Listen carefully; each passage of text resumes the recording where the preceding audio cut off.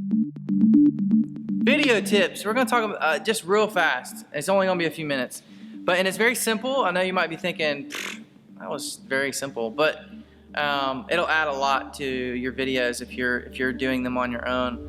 Go ahead. I'm going to have Amelia turn off the lights. We're going to talk about lighting in videos. So turn off that light, the front light. Okay. Now have this light. This is the main key light is up here, which is kind of filling in the shadows, those kinds of things. If you're doing something like a mystery interview or something that's sinister, I guess you could use this lighting setup with a lot of harsh shadows on the face. So don't shut that one off, Amelia. Shut the blue light off back there on the pole, just so you can see that that's an actual part of the setup as well.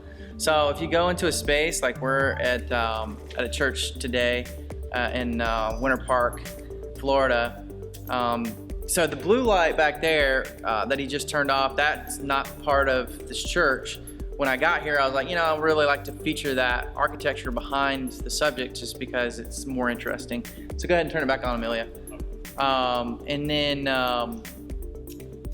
So basically, if you have, you can get away with just one light setup where it's just kind of like shooting at this from the camera perspective, but this hair light really helps to kind of separate my shoulders and my hair from the background of what's going on behind us.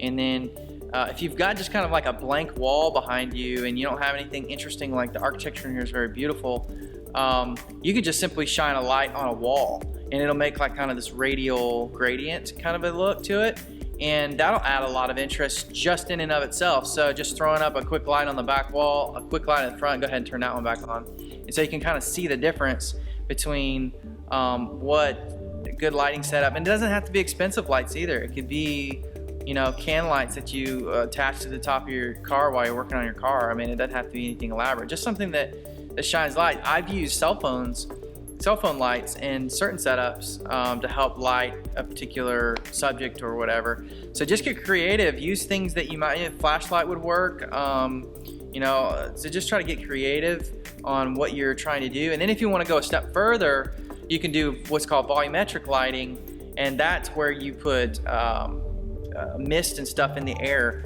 and you can see beams of light coming through like windows and those kinds of things, and they actually sell that in a can. You can buy that in a can, or you can buy a fogger or a hazer, which is actually a better thing. The fogger is it doesn't hang in the air as long as the mister does, but anyway, and that's the same things that they're using in concerts to get that volumetric lighting, where they've got all these lights set up and you're seeing these beams of light. If they didn't have particles in the air to reflect this light, you wouldn't even see those beams. You would just see lights, and it would kind of be a little less exciting. So just be thinking about those kinds of things whenever you're shooting videos for your business or doing interviews and stuff. See you next time.